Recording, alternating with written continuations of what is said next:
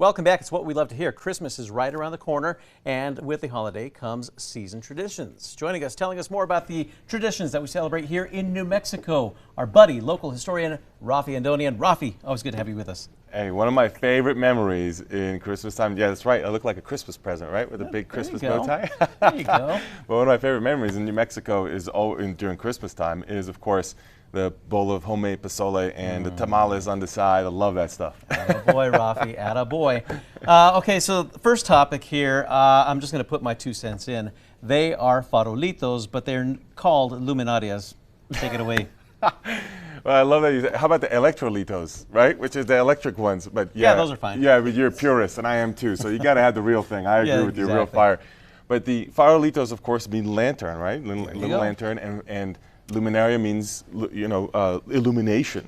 So I agree with you, which is the sort of northern New Mexico kind of take, which is that the big bonfire, which they call in the southern part of the state, is actually the luminaria, and then the bags, the little bags, are actually the farolitos. Yeah. But as you go south of La Bajada and Albuquerque and south, I know they call it luminaria for the little, the little paper bags. Now here's the funny thing: historically speaking, despite our opinion, there is no answer. You can look at historic newspapers and they use them interchangeably, which really drives me crazy, because then you really, it's very challenging to keep up. Okay, here's my thing. Here's my take on it. So you don't call a semi-truck a pickup. That's true. I agree. I know. Now, I'll say this though. Before, what you may not realize is that before, the way we're talking about with the paper bags and such, is there was actually pinon bark that was used to put fire in before the rise of paper bags and so on and so forth. And of course, all of it is to be able to light the way for the Holy Family, or for humans to light the way to Christmas Eve Mass, right? So they do have a function and a purpose in addition to being beautiful. Attaboy, Raffi, that's what we want to hear.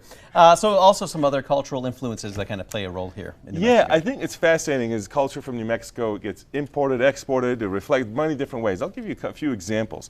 How about, with President-elect Biden at the time, now President Biden, in Washington, D.C., just before he got inaugurated, they did a memorial on the reflecting pole in D.C. using the luminarias or farolitos, whatever you want to call them, right? Or the American Cancer Society also uses them. So I think it's fascinating reflection from New Mexico culture out to kind of the nation at large. Or looking kind of more internationally, you see it used in the Philippines and across Latin America, because of course Spanish territories, former Spanish territories.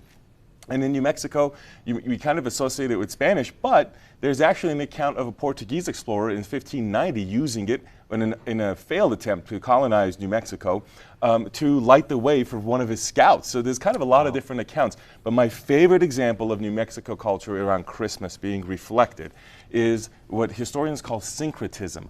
And the best example, which I witnessed when I lived in Taos, is at Taos Pueblo. You can go, of course, they have the Christmas Eve procession with the Virgin Mary, and on Christmas Day, the dances that they do.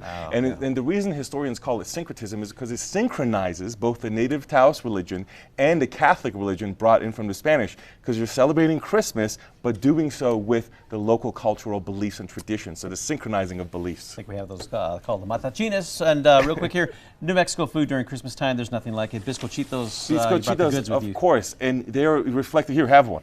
Okay. They're reflected in Spain. They come from Spain, France, Portugal, Italy. They have versions of these, but to me, the reason food matters so much in history is because you can literally taste the history of your grandmother and your family, and remember the memories coming together with family. Food has that rich ability to create culture and history. Raffi, Merry Christmas, and thanks for joining us. Thanks for the cookies. We'll be right back.